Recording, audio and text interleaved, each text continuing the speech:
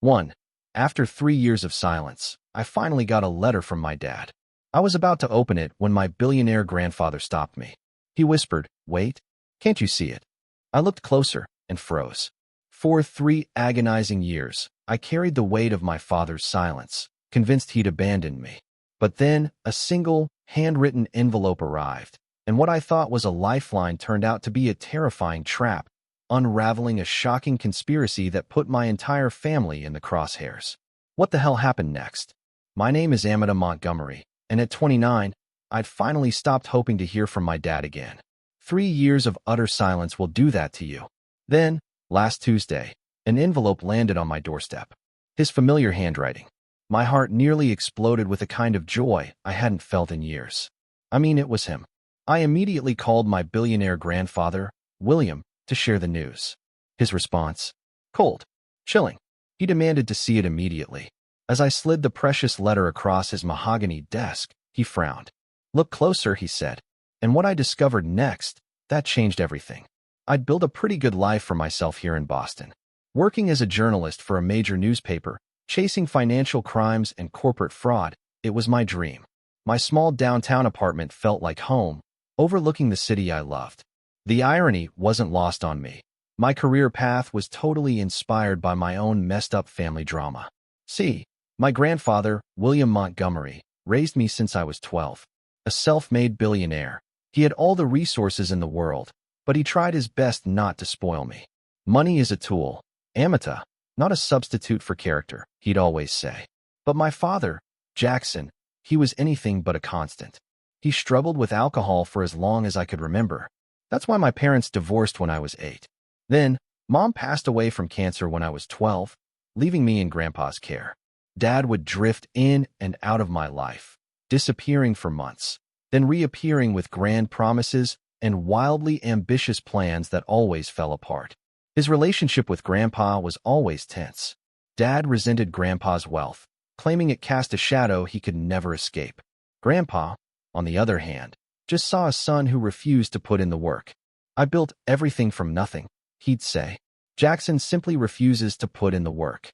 The final blow came 3 years ago, at my 26th birthday dinner. Dad arrived late, already a little drunk, and immediately picked a fight with Grandpa. "You think your money makes you God?" he shouted across the private dining room. "You use it to control everyone, especially my daughter." Grandpa's voice was measured, but laced with ice. "I've done nothing but try to help you. And I've been there for Amita when you couldn't be bothered. I'm her father." Dad slammed his fist on the table. "But you've turned her against me with your mansions and connections. How am I supposed to compete with that?" I tried to intervene. "This is my birthday," I pleaded. "Can we please just have one peaceful family dinner?" But Dad was beyond reasoning. He threw down his napkin. "I'm done," he declared. "Done with your judgment. Done with your condescension. Done with this whole toxic situation." He looked at me, tears in his eyes. "Amita, when you're ready to have a relationship with me that doesn't involve him controlling everything, you know how to reach me." And he walked out. I ran after him, calling his name in the parking lot. He got into his car without a single look back and drove away. That was it. The last time I saw my father. I called the next day. His number was disconnected. I drove to his apartment. He'd cleared everything out. Emails, messages through friends, even a private service to find his new address for letters. Nothing. Just silence. The first year was brutal. Grief, anger, confusion, it all cycled through me. Had he really cut me off completely? How could he just disappear? I buried myself in work, even earning my first major promotion by breaking a story about investment fraud. By the second year, I had a ritual, writing him letters I never sent. Dozens of updates, questions about his life, pleas to reconnect. I kept them in a box under my bed. Sometimes, I'd dream he'd returned, only to wake up to his absence all over again. In the third year, I finally reached something like acceptance. Dad had made his choice. I couldn't force him to be in my life. I focused on my friends, my career, and my weekly dinners with Grandpa William, who remained my rock. Which brings me back to that Tuesday morning, 3 weeks ago, when everything changed. It started like any other day. I was reviewing research for a corporate tax evasion story when my doorbell rang. A delivery person handed me a small package. No return address. Just my name and address. written in a hand I would recognize anywhere, my father's. I stood frozen in my doorway, package in hand. The delivery person was already gone. I closed the door, my hands trembling, and carried it to the kitchen counter. The brown paper wrapping was wrinkled, the slanted script on it just like the birthday cards and lunchbox notes from my childhood. I ran my fingertip over the blue ink. For 3 minutes, I just stared, afraid. Afraid opening it might break this fragile thread that had suddenly appeared between us. What could he possibly have to say after 3 years? Was he sick, moving even further away? Or was this, finally, the apology, the reconnection I'd dreamed about? I took a deep breath and carefully unwrapped it. Inside, a plain white envelope, a faded family photograph from a fishing trip when I was about 9, and a small, wooden carving of a bird in flight. The carving was beautiful, detailed. I recognized Dad's handiwork instantly. He'd always been skilled with a knife and wood during his sober periods. With shaking hands, I opened the envelope. Dear Amata, I know it's been too long. Not a day has passed that I haven't thought of you. I've been working on myself and have made some important connections. There's a business opportunity that could change everything for us. I want to make things right. I'll be in touch again soon with more details. This time will be different. I promise. The bird represents freedom from the past. Keep it close. Love always, Dad. It was short, vague, frustratingly light on details. What business opportunity? What connections? And why reach out now? Yet, despite the anger fluttering in my chest, a surge of hope rushed through me. He'd thought of me every day. He wanted to make things right. I picked up the wooden carving, admiring the movement in the bird's wings. It felt significant, like a message beyond his words. The photograph showed the three of us, me, Dad, and Grandpa William, grinning wildly on a fishing trip, sandwiching me between the two men who had shaped my life in profound ways. My weekly call with Grandpa was scheduled for that evening, but I couldn't wait. I dialed his number. Amata, is everything all right? His voice was concerned. An unscheduled call usually meant a problem. Grandpa, I got a letter from Dad. I blurted out, my voice cracking. A long pause. What did it say? He finally asked, his tone careful. I read in the message, word for word. I see, he said when I finished. You're sure it's from your father? Of course I am. I know his handwriting, Grandpa. Another long pause. I think you should bring the letter here right away. Something in his voice made me uneasy. Is something wrong? I'd rather discuss it in person. Can you come now? I agreed, driving the 30 minutes to his estate. The security gate recognized my car. Martha, his housekeeper for decades, greeted me with a warm hug. He's in his study, she said. He canceled his afternoon meetings after your call. That surprised me. Grandpa rarely rescheduled business for personal matters. I found him by the window, looking out at the manicured gardens. At 72, he still stood tall, imposing, silver hair perfectly trimmed.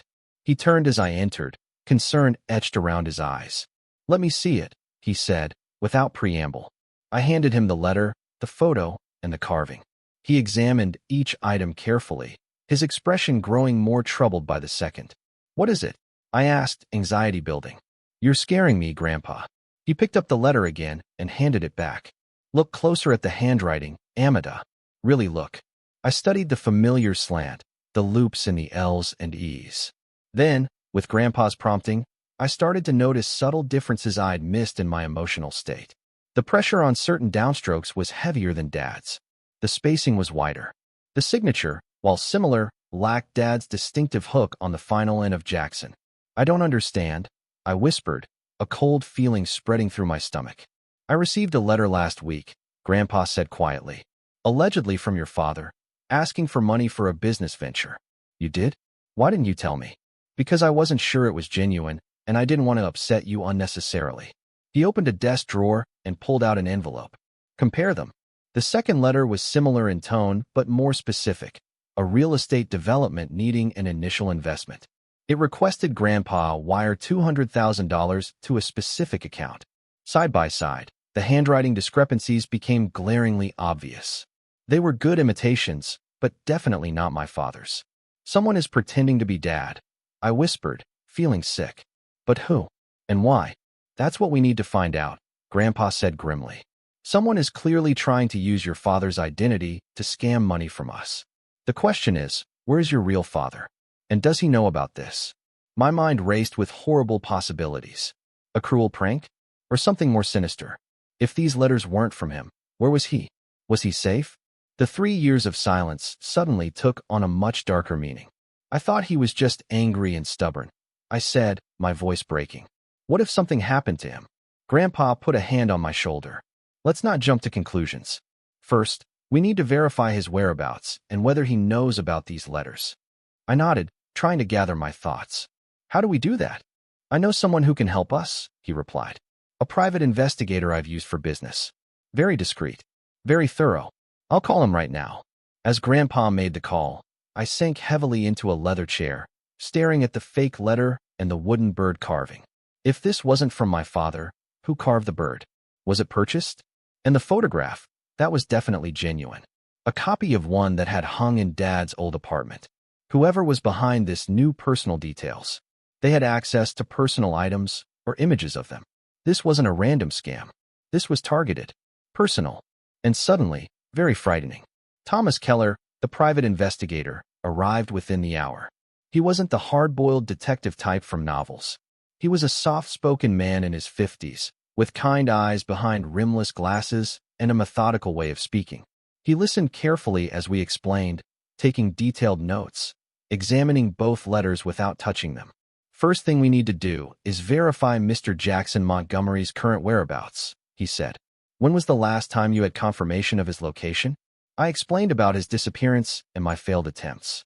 I did manage to find an address for him about 2 years ago, I added. In Durango, Colorado. I sent letters there, but never got a response. Keller nodded. That gives us a starting point. I'll need a recent photograph and any information you have about his habits, friends, employment history, anything that might help track his movements. Grandpa handed him a file he'd apparently prepared in advance. Social security number, date of birth, last known addresses, recent photos. I raised an eyebrow at Grandpa's efficiency, but wasn't surprised. Preparation was his second nature. One more thing, Keller said. Is there any reason someone would specifically target your family for a scam? Beyond the obvious financial motivation, given Mr. Montgomery's wealth. Grandpa and I exchanged glances. I've made my share of business rivals, Grandpa admitted. And there have been threats before, though nothing recently. My job involves investigating financial crimes, I added. I've written exposés on major corporations and individuals. It's possible this could be related to my work. Keller made notes. I'll look into all angles. For now, if any more communications arrive allegedly from Jackson, don't respond. But contact me immediately. The next 2 days crawled by.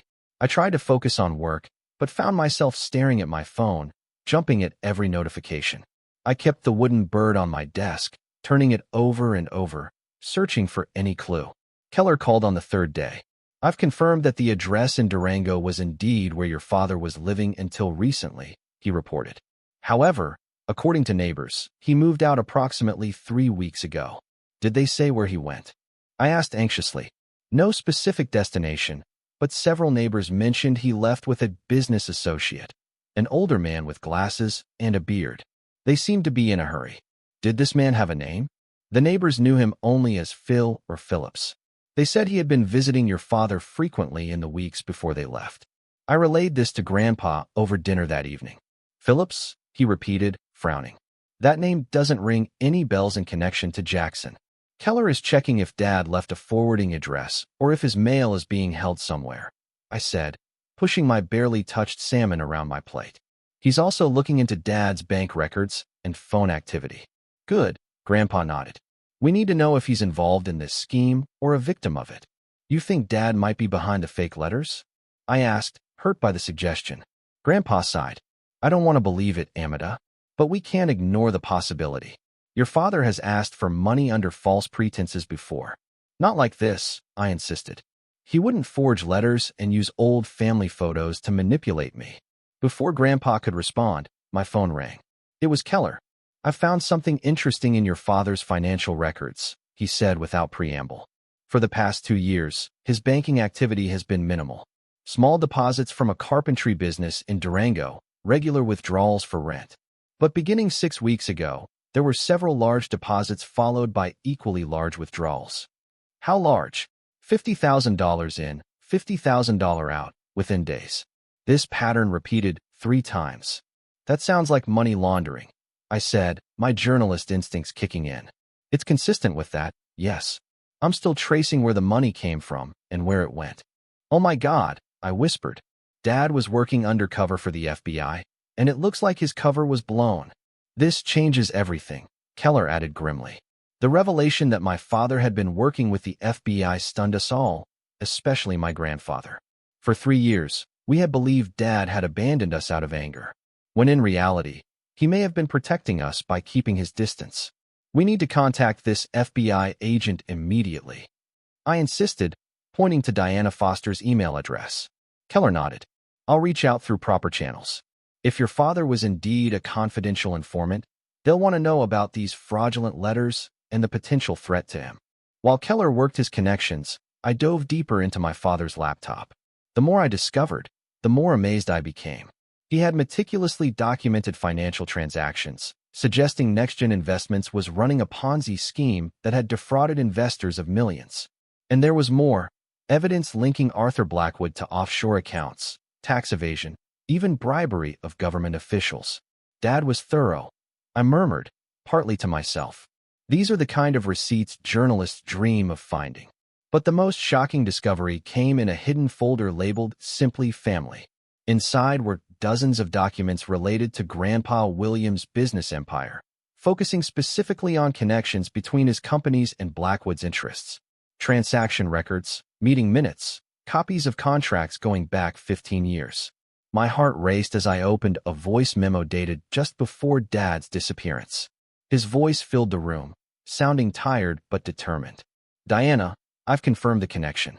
The shell company that received the kickbacks from NextGen's municipal contracts traces back to William Montgomery Enterprises through 3 layers of subsidiaries. I don't believe William is directly involved. This has Blackwood's fingerprints all over it.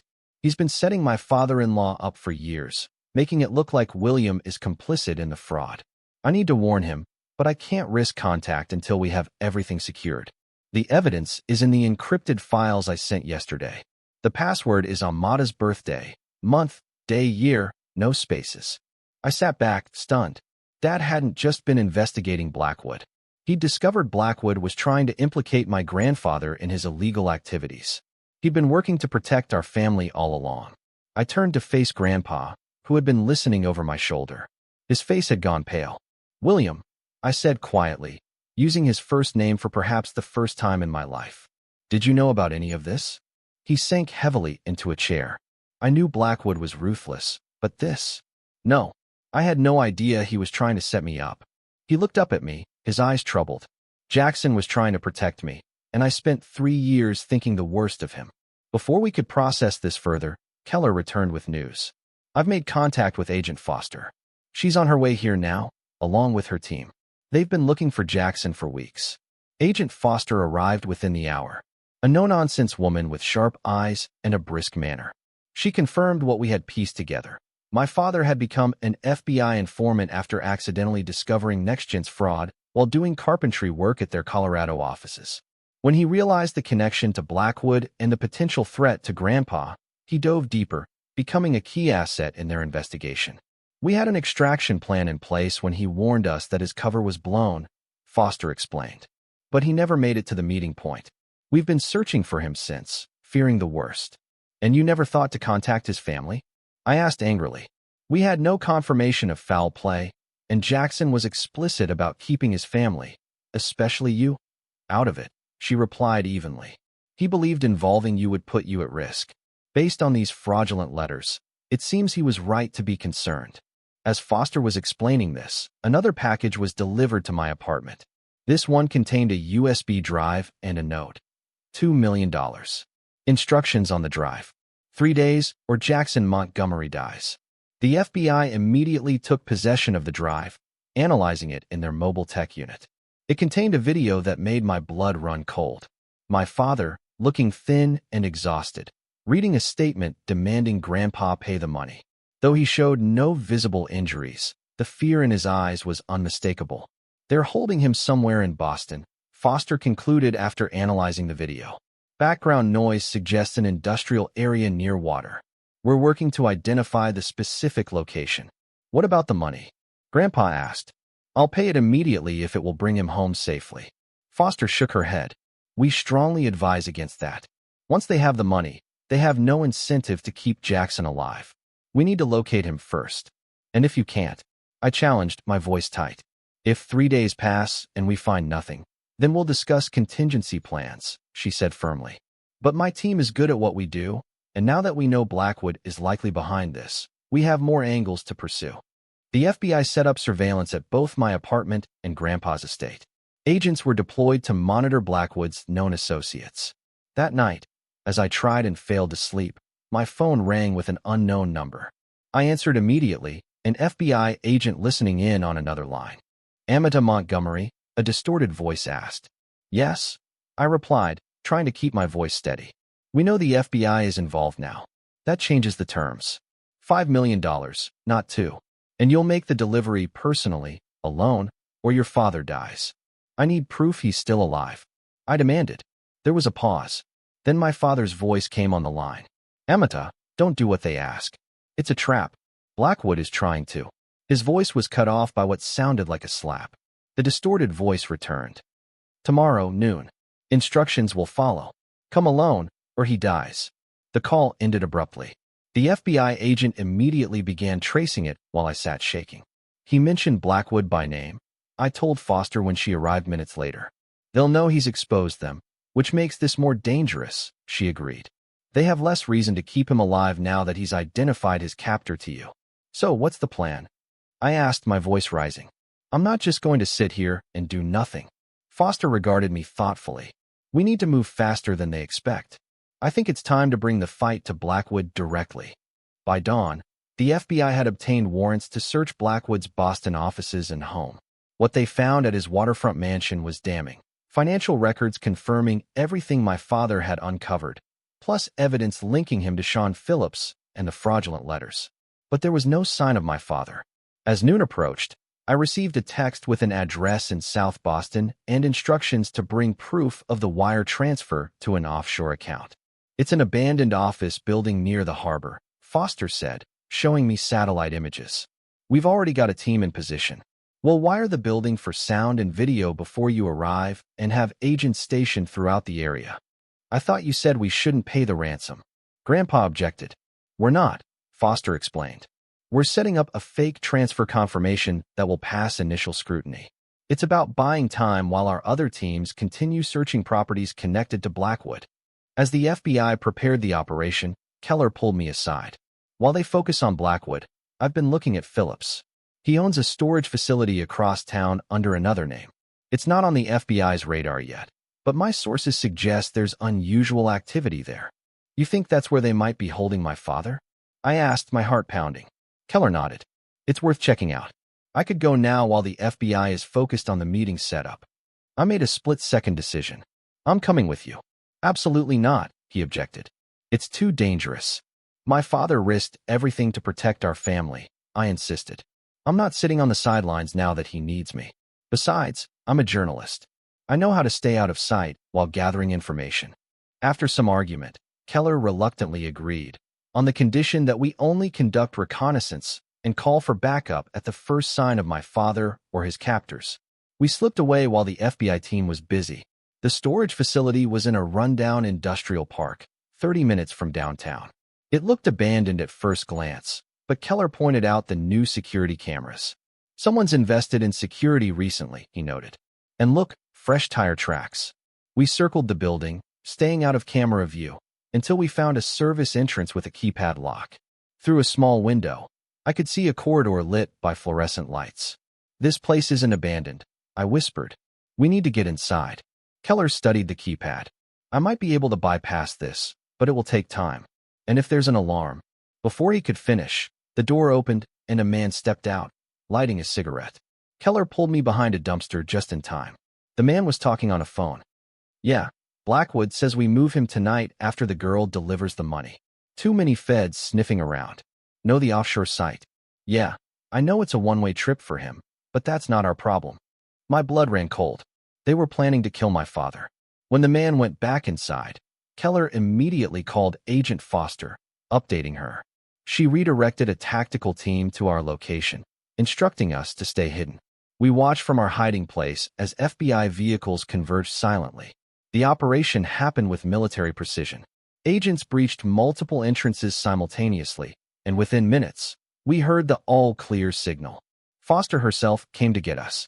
"We found him," she said, her expression a mixture of relief and concern. "He's alive, but he needs medical attention."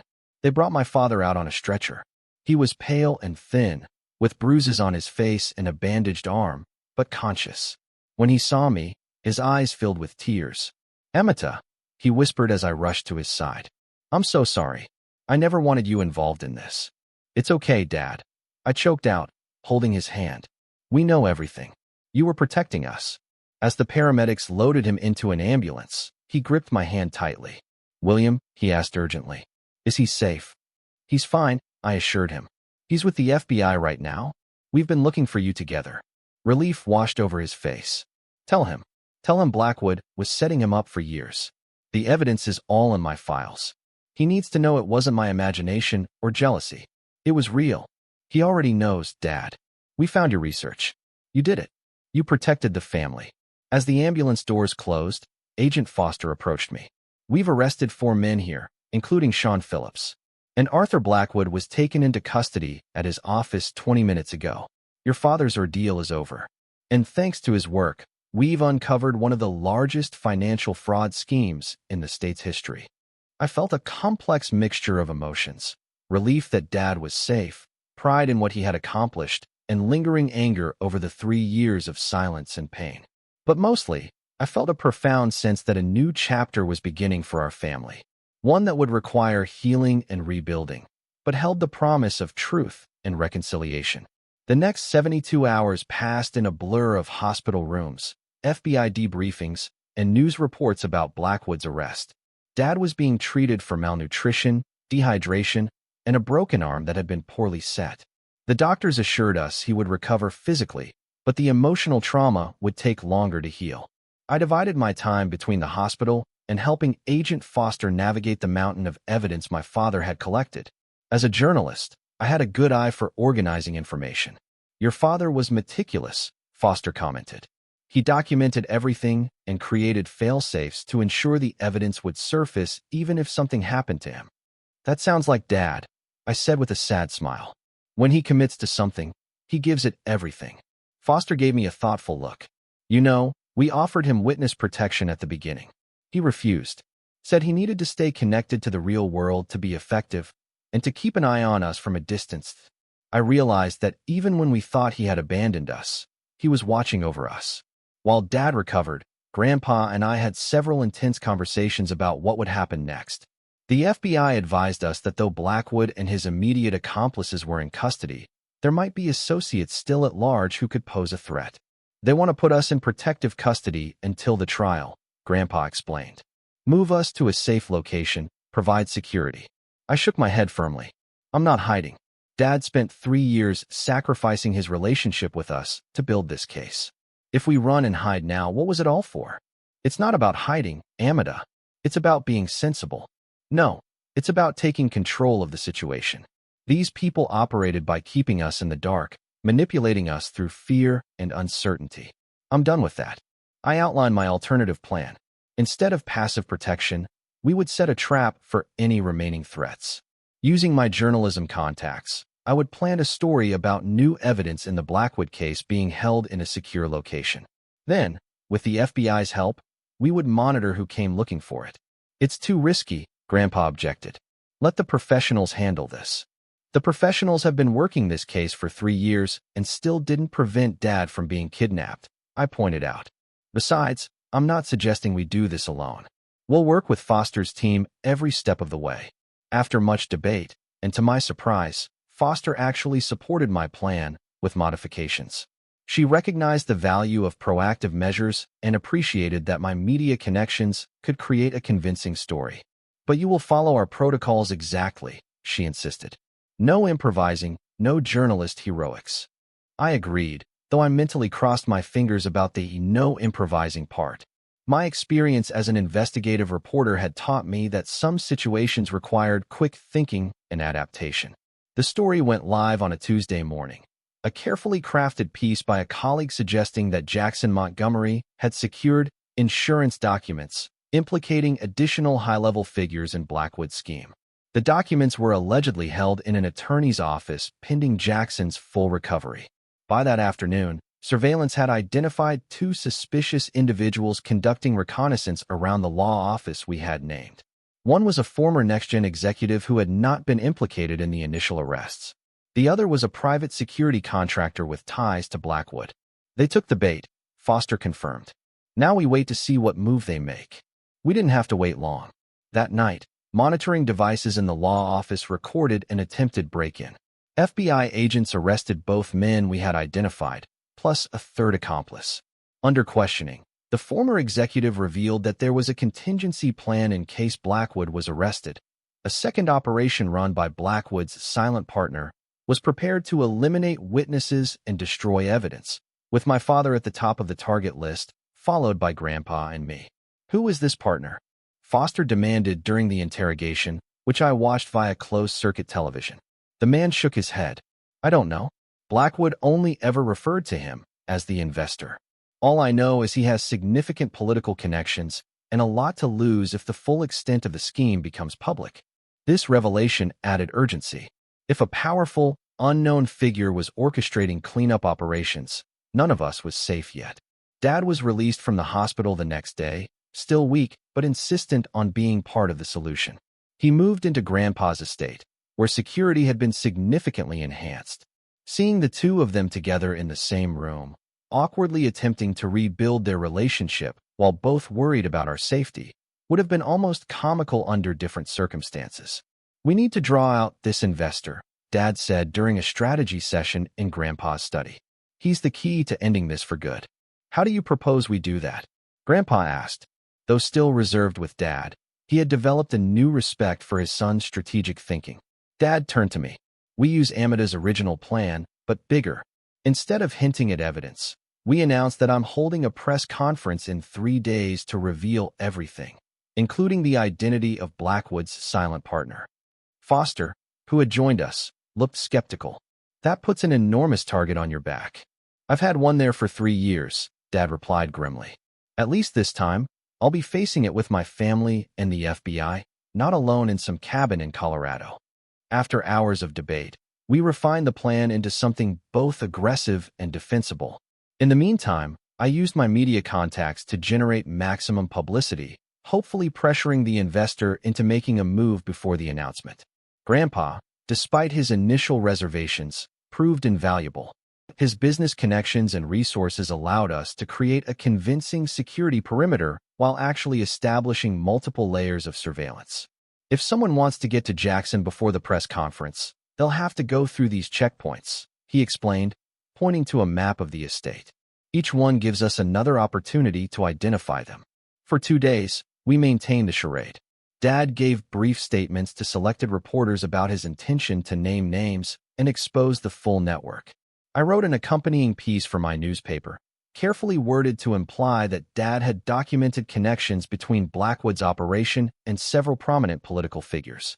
On the eve of the planned press conference, our operation paid off. Security cameras captured a black SUV approaching the service entrance of the estate. When guards attempted to stop it, the vehicle accelerated, crashing through the gate. 4 armed men emerged, heading toward the main house. The FBI tactical team hiding on the grounds immediately responded, capturing 2 of the intruders. The other 2 barricaded themselves in the greenhouse. Surrender now, Foster called through a megaphone. The building is surrounded. Instead of surrendering, one of the men called a number on his cell phone. Moments later, we intercepted a call to the greenhouse from a burner phone in downtown Boston. What's happening? A voice demanded. Is it done? We're pinned down, the intruder responded. 2 men down. FBI everywhere. We need extraction. There is no extraction, the voice replied coldly. Complete the job or don't bother coming back. That callous response seemed to break something in the trapped men. They surrendered 5 minutes later, agreeing to full cooperation in exchange for protection from the investor. The leader, a former military contractor named Marcus Reed, provided the final piece of the puzzle. The investor was Gerald Winters, a state senator who had used his political influence to facilitate Blackwood's fraudulent investments and received millions in kickbacks. With this information, the FBI obtained warrants for Winters' arrest. By morning, the senator was in custody, and the press conference had transformed from a trap into an actual announcement of the successful conclusion of the case. Standing beside my father as he addressed the media, I felt an overwhelming sense of pride. Despite everything he had endured, he spoke with dignity and clarity, explaining his role without seeking glory or placing blame. When asked about the 3 years he spent away from his family, he simply said, "I did what I thought was necessary to protect the people I love. The cost was high, but I would pay it again." Afterward, as we walked back to the car, I slipped my hand into his, something I hadn't done since I was a little girl. "You did it, Dad," I said softly. "It's really over." He squeezed my hand, his eyes glistening. "Not over," he corrected gently. "Just beginning. The hard part comes next. Rebuilding what was broken." Looking ahead, I saw Grandpa waiting for us, his expression a complex mixture of emotions. The road to healing our family would indeed be challenging, but for the first time in years, I believed we would travel it together. The days following the arrest of Senator Winters and the dismantling of the entire fraud network should have been purely celebratory. The FBI praised Dad's courage. The media hailed him as a citizen hero. Grandpa's business reputation was not only preserved but enhanced. Yet, inside our family, the atmosphere remained tense and awkward. 3 years of silence had created wounds that an acknowledgement of good intentions couldn't immediately heal. Dad moved from the hospital into Grandpa's guest house, rather than returning to my apartment as I'd initially offered. The physical distance mirrored the emotional gap that still existed. Our first family dinner was painfully stilted. We sat around Grandpa's formal dining table, 3 people connected by blood and shared trauma, but struggling to find common ground. "The doctors say I should regain full use of my arm in a few months," Dad offered, breaking one of many uncomfortable silences. Grandpa nodded stiffly. "I've arranged for the best physical therapist in Boston." "Thank you, William. That's very generous." More silence, broken only by silverware. "How much do you remember?" I finally asked. "From your time in captivity?" Dad's fork paused. "Most of it. They wanted information about what evidence I had gathered and who I had shared it with. When I wouldn't tell them, they tried." He trailed off, then continued more firmly. "They tried various methods of persuasion." I reached across the table and touched his hand. "I'm sorry you went through that alone." "I wasn't alone. Not really," he replied, meeting my eyes. "Thinking of you, and even your stubborn grandfather here, kept me going. I knew if I could just hold out long enough, the evidence would eventually come to light one way or another." "You could have trusted us with the truth from the beginning," Grandpa said, his voice carrying a hint of the old resentment. "Instead of disappearing and letting us believe you had abandoned the family." Dad set down his fork. "Could I have?" "Blackwood had infiltrated your company, William. He had people watching Amada. If I had stayed in contact, it would have led them straight to the evidence and put you both at risk. So, you made that decision for all of us." Grandpa countered. "Without discussion, without consent." "Yes, I did," Dad acknowledged. "And I would do it again to protect you both. I'm not asking for gratitude, but I had hoped for some understanding." The tension in the room became unbearable.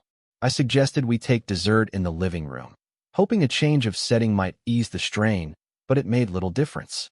By 9, Dad excused himself, saying the doctors had advised him to rest. As he left, Grandpa and I exchanged glances. "That went well," I said sarcastically. "It will take time, Amada."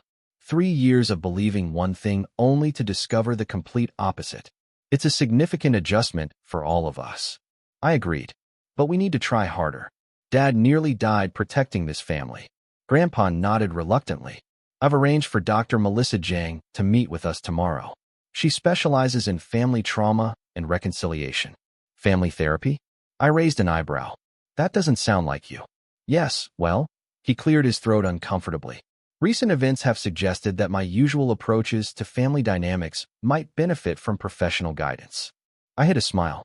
For Grandpa William Montgomery to acknowledge he needed help with anything was unprecedented. Dr. Jang was exactly what we needed, a calm, insightful woman in her 50s. She created a space where difficult truths could be spoken without judgment. In our first session, she asked each of us to express what we had felt during the 3 years of separation. I went first, describing my journey from confusion to hurt to anger to resignation. Dad listened, tears in his eyes, nodding. I wrote you letters, I told him. Dozens of them. I kept them in a box under my bed. I wrote to you too, he admitted quietly. Letters I could never send. They're in a notebook in Colorado. I asked Agent Foster to retrieve it for me. When it was Dad's turn, he spoke of the crushing isolation of his undercover life. The hardest part was the holidays, he said. Knowing you were together, probably thinking the worst of me. I nearly broke cover so many times just to let you know I hadn't abandoned you by choice. Grandpa went last, and his sharing surprised me the most. Beneath his stoic exterior, he had been deeply hurt by what he perceived as his son's rejection. I blamed myself, he confessed. I thought I had pushed you away with my controlling tendencies, my inability to show proper appreciation for who you are, rather than who I wanted you to be. Dad looked stunned. I had no idea you felt that way. I always thought you were disappointed in me. I was frequently frustrated, Grandpa clarified, but never disappointed in who you are, Jackson. Only in the choices you sometimes made, like disappearing for 3 years. No, Grandpa surprised us both by saying, that choice, now that I understand, was perhaps the most selfless thing you've ever done.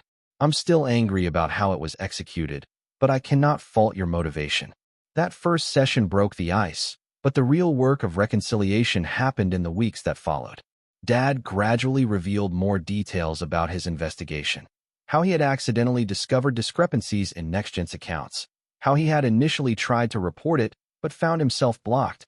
And finally, how he had connected it all to Blackwood's vendetta against Grandpa. He was obsessed with destroying you, Dad explained during one of our now regular family dinners. It wasn't just business rivalry. He blamed you for his brother's suicide 20 years ago. Robert Blackwood. Grandpa frowned. He was my partner in my first real estate venture. He embezzled funds and got caught. I had nothing to do with what happened afterward. In Arthur's mind, you drove his brother to it by exposing the embezzlement, Dad explained. The entire fraud scheme was partly about money, but mostly about revenge. He wanted to destroy your reputation and see you prosecuted, not just bankrupted. As Dad's physical strength returned, Grandpa surprised us both by offering him a position overseeing the Montgomery Family Foundation, the charitable arm of his business empire. You've proven you have integrity and investigative skills, Grandpa said gruffly. The foundation needs someone who can ensure donations go where they're supposed to and have real impact. Dad was hesitant. Working together hasn't exactly gone well for us in the past, William. True, Grandpa acknowledged. But perhaps we've both learned something from recent events. I know I have. Dad promised to consider it, which itself represented enormous progress. Not every day brought healing. We still had arguments and misunderstandings. During our first attempt at celebrating Thanksgiving, Dad and Grandpa fell into an old pattern of sniping at each other over dinner, culminating in Dad storming out before dessert. I found him sitting on a bench in Grandpa's garden, staring up at the stars. Some things never change, I said, sitting beside him. Some things shouldn't, he replied. Your grandfather is still the most stubborn man I've ever met. Wonder where I get it from. I nudged his shoulder gently. You're not exactly flexible yourself. Dad laughed softly. Fair point. We sat in comfortable silence for a few minutes before I gathered courage to ask the question that had been bothering me. Dad, why didn't you find some way to let me know you were okay? Even just a signal that you hadn't really abandoned us. He was quiet for so long, I thought he might not answer. Finally, he said, that was my greatest mistake. I convinced myself that any contact was too risky, that the people watching me would use it to get to you. But looking back, I think part of me was afraid. Afraid of what? That you wouldn't believe me. That you'd choose your grandfather's interpretation over mine. Or worse, that you'd insist on helping and put yourself in danger. He turned to look at me directly. I underestimated you, Amanda. I saw you as my little girl who needed protection, not as the strong, capable woman you've become. I'm sorry for that. His words unlocked something in me. A tight knot of hurt I hadn't fully acknowledged. I began to cry. Really cry, for the first time since this whole ordeal began. I missed you so much, I managed between sobs. I thought I hadn't been enough for you to stay. Dad pulled me into a hug, his own tears falling into my hair. You were everything, Amanda. You were the reason I had to see this through, no matter the cost. I just didn't realize how high that cost would be for both of us. When we finally returned to the house, Grandpa was waiting in the kitchen, awkwardly putting together plates of pumpkin pie. I thought we might start dessert over, he offered. Perhaps with less discussion of politics this time. Dad smiled tentatively. I'd like that, William. It was a small moment, but it felt like a turning point. Not a magical resolution to all our problems, but a genuine willingness to keep trying, despite the difficulties. For our family, that was no small victory. 6 months passed, bringing us to today. The spring sunshine streams through the windows of Grandpa's estate as I sit in the garden, reflecting on how dramatically our lives have changed since that letter arrived last fall. Dad has fully recovered physically, though he still sometimes wakes with nightmares that send him pacing through the guest house until dawn. He accepted Grandpa's offer to run the Montgomery Family Foundation, bringing a new level of transparency and purpose to its operations. Under his leadership, the foundation has launched initiatives supporting whistleblower protections and financial literacy education, causes deeply personal to him. Now, our weekly family dinners have evolved from awkward obligations to genuinely pleasant gatherings. Last night, I actually heard Grandpa laugh at one of Dad's jokes. A sound so unexpected that both Dad and I nearly choked on our wine. My own career has flourished in unexpected ways. With Dad's permission, I wrote a series of articles about the Blackwood fraud case, changing names and certain details to protect the ongoing legal proceedings. The series won a prestigious journalism award and has led to job offers from national publications. Though I've decided to stay in Boston for now, my family is here, finally whole again, and I'm not ready to create another separation. The legal aftermath continues. Arthur Blackwood and Senator Winters are awaiting trial, along with a dozen associates. The evidence Dad gathered has proven invaluable to the prosecution, though he has mixed feelings about testifying. I don't want to be defined by this case forever, he told me recently. At some point, we all need to move forward. Moving forward has meant establishing new boundaries and communication patterns in our family. Dad and Grandpa still disagree frequently, but they've learned to express their differences without the old pattern of Dad exploding and Grandpa freezing him out. They found common ground in their shared commitment to protecting our family and, surprisingly, in their business instincts. Despite their different approaches, they both have a keen eye for opportunity and impact. For Dad, making amends has been a daily practice rather than a single grand gesture. He shows up consistently, calls when he says he will, and makes himself available whenever I need him. The wooden bird carving that came with that first fake letter sits on my desk now. A reminder that messages and intentions can be falsified, but actions reveal truth over time. Grandpa, too, has changed. His brush with potential ruin and the revelation of his son's sacrifice have softened some of his harder edges. He's still demanding and occasionally imperious, but he's learning to express appreciation more freely and to acknowledge when others have valid perspectives. As for me, I've had to re-examine many of my assumptions about both men. I had cast my grandfather as the controlling villain and my father as the victim for so long that adjusting to a more nuanced reality has been challenging. Both men are flawed. Both have made serious mistakes. And both have shown remarkable courage and love in their own ways. This afternoon, Dad is teaching me how to carve wood in the garden workshop. It's something he tried to interest me in when I was younger, but I never had the patience for it. Now, watching his hands skillfully shape the cedar block into a delicate form, I appreciate the meditative focus it requires. You have to feel the grain of the wood, he explains, guiding my hands. Work with it, not against it. Fighting the natural direction only leads to splits and breaks. I can't help but hear the metaphor in his words. Our family had spent years working against our natural grain, fighting the connections that bound us together, even when separated by silence and misunderstanding. I think I understand now why you find this so calming, I tell him, carefully shaving a thin curl of wood away from the emerging shape. It forces you to be present, to pay attention to what's actually there instead of what you think should be there. Dad smiles. That's exactly it. Took me years to learn that lesson, both in woodworking and in life. Later, as we show Grandpa our admittedly amateur creations over dinner, I realize how precious this ordinary moment is. 3 people who nearly lost each other forever, now sharing a meal and conversation without the weight of secrets between us. I've been thinking about what I've learned from all this. I say as Martha serves dessert.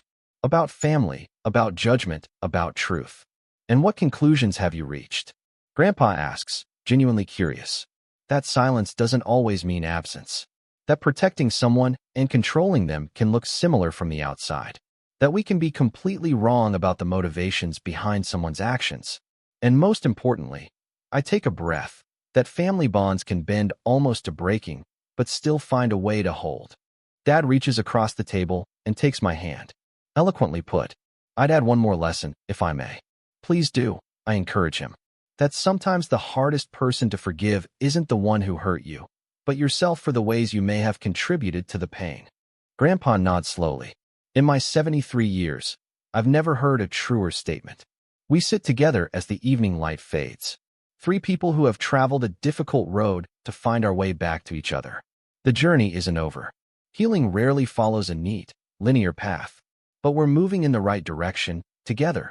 The wooden bird sits in the center of the table, a reminder of where this journey began. Dad has carved two more to match it. 3 birds in flight. A family finding its way forward on newly healed wings.